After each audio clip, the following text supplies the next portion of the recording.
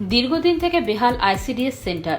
বারবার প্রশাসনকে লিখিতভাবে জানালেও সেন্টারের জরাজীর্ণ অবস্থার হাল ফেরেনি। প্রশাসন বলছে ফান্ড নেই। এদিন বাধ্য হয়ে প্রসূতি মা ও গ্রামের বাসিন্দারা বিক্ষোভ দেখায়। ঘটনাটি ঘটেছে মাদা বামুনগোলা ব্লকের চাঁদপুর গ্রাম পঞ্চায়েতের টুকিপাড়া গ্রামে। এই টুকিপাড়া গ্রামে রয়েছে আইসিডিএস সেন্টার। বিষয়টি নিয়ে গ্রাম পঞ্চায়েতের বিরোধী দলনেতা অভিযোগ জানালেও কোনো লাভ হয়নি। জানা গেছে আইসিডিএস সেন্টারে প্রচুর প্রসূতি মায়েরা আসেন।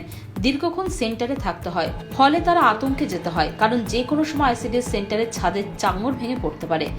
মাঝে মাঝে ছাদের চাঙড় ভেঙে পড়ছে, বালি পড়ছে, ছাদ দিয়ে জল পড়ছে।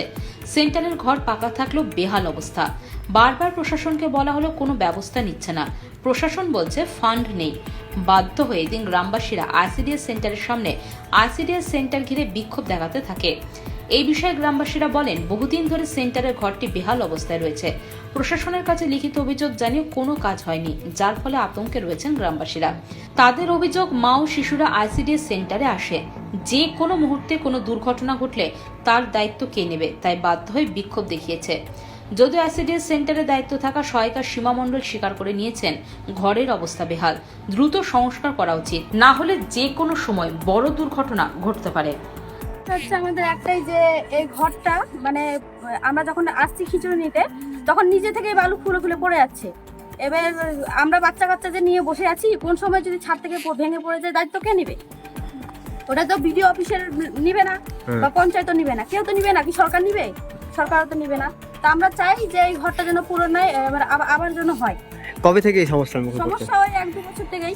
কবে কাউকে জানিয়েছেন কোথাও? হ্যাঁ, আমরা জানিয়েছি, বিডিও অফিসে অ্যাপ্লাই করেছিলাম দিদিমণি, তো হচ্ছে এখনো কিছু আসে মানে উত্তরে দেননি।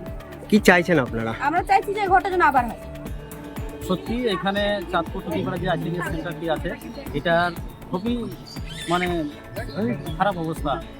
দীর্ঘ 1-1.5 বছর ধরে এইভাবে ঘরের অবস্থা খুব খারাপ, কিন্তু বাচ্চার মায়েরা এবং বাচ্চাদেরকে নিয়ে আসতে সেন্টারে ভয় পাচ্ছে, কারণ যে কোনো মুহূর্তে দুর্ঘটনা ঘটতে পারে। এর দায়িত্ব বিডিও সাহেব নেবেন না বা সিডিপিও সাহেব নেবে না। কয়েকদিন আগে সুপারভাইজার ম্যাম এখানে এসেছিলেন, উনিও কিন্তু অবস্থাটা দেখে গেছেন, কিন্তু উনিও ওনার মতো করে বিডিও সাহেবকে নাকি বলেছেন, বিডিও সাহেব নাকি বলেছে যে ফান্ড নেই। মানে দীর্ঘদিন ধরে যদি ফান্ড নাই এই কথাটা যদি বলে, তাহলে এই ঘরের বেহাল দশা কি তাহলে কি পুনর্নির্মাণ হবে না? অলরেডি আমি 1 বছর আগে বিডিও অফিসে আমি লিখিত কমপ্লেন করেছিলাম বিডিও সাহেবকে, গ্রামবাসীদের স্বাক্ষর নিয়ে, কিন্তু এখনও কোনো কাজ হয়নি। আমি চাইছি যে ঘরটা পুনর্নির্মাণ যেন করা হয়। Bureau news, Bangla Times.